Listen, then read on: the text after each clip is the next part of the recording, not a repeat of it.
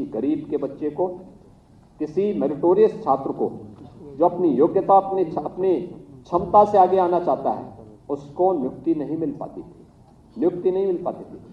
नियुक्ति बैकडोर से होती थी, सूची जारी होती थी, अलग अलग लोगों के परिवार के अलग अलग लोगों की सूची अलग जाती थी और फिर उन्हीं लोगों का सिलेक्शन होता था, बाकी लोग देखते रह जाते थे। युवा आत्महत्या करने के लिए मजबूर होता था। इस प्रक्रिया को पूरी सख्ती के साथ रोका गया। जो भी इस प्रकार की बेईमानी में लिप्त थे उनके खिलाफ कार्रवाई की गई। स्वाभाविक रूप से जिन लोगों ने कभी अच्छा किया ही नहीं, तो जब अच्छा होगा तो उनको बुरा तो लगेगा ही, क्योंकि वे एक्सपोज हो रहे हैं और इसलिए दुष्प्रचार का भी सहारा लेते हैं। तमाम दुष्प्रचार करेंगे, तमाम प्रकार के अनुगल प्रलाप करेंगे। उनसे ही पूछा जाना चाहिए जब उनकी सरकारें थी तब क्या कर रहे थे, क्यों नहीं भर्ती की प्रक्रिया पारदर्शी तरीके से संपन्न हो पा रही थी और क्यों बार बार न्यायपालिका को इन भर्ती की प्रक्रियाओं को रोकना पड़ा था। याद करिए, हम लोग आए तो 1,55,000 से अधिक तो केवल पुलिस के कार्मिकों के पद खाली पड़े थे, जिनको हमने एक समय सीमा के अंदर पूरा भर दिया। वे सभी पुलिस कार्मिक आज के दिन पे फील्ड में अपनी सेवाएं प्रदान कर रहे हैं। 1,64,000 शिक्षकों की भर्ती बेसिक, माध्यमिक और उच्च शिक्षा में हम लोगों ने संपन्न की। क्यों नहीं भर्तियां 17 के पहले संपन्न हो गई?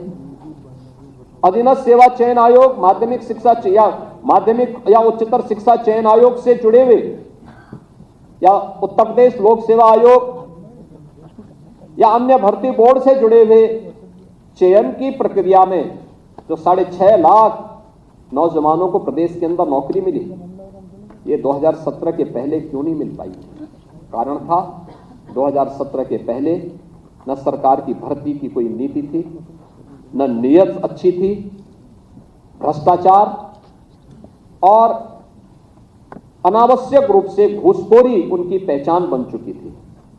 आज उससे प्रदेश को मुक्त किया गया है, सख्ती से ऐसे तत्वों के खिलाफ लगाम कसी गई है।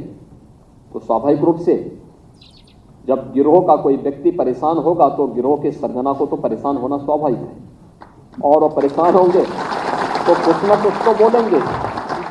भाई हमने देखा बड़े बड़े डकैत और अपराधी जब पकड़े जाते हैं वो कभी नहीं कहता साहब मैं इसमें दोषी हूं। वो अभी अंतिम दम तक, जब तक उसको प्रमाण नहीं दिखा दिया जाता है कि देखो भाई तुमने ये कृत्य किया, वो कहता साहब मैंने नहीं किया है। फिर उसको फुटेज दिखाए जाते हैं, अरे देखो ये सब क्या है, कहता हाँ साहब गलती हो गई। तो यही करते हैं, ये वही लोग हैं जो गलती करते हैं स्वीकार नहीं करेंगे, लेकिन इनको इनके फुटेज दिखाने पड़ते हैं, बताने पड़ते हैं और फिर इनको एहसास कराना पड़ता है तुमने गलती की है और इसलिए प्रदेश की जनता बार बार तुम्हें ठुकरा रही है, बार बार ठोकर मार रही है। और इसीलिए मैं आज आप सबसे कहूंगा कि जिस ईमानदारी और सुचितापूर्ण तरीके से आपको नियुक्ति की प्रक्रिया के साथ जोड़ा जा रहा है, यह नियुक्ति एक नए उत्तर प्रदेश की आधारशिला रखने की प्रक्रिया है।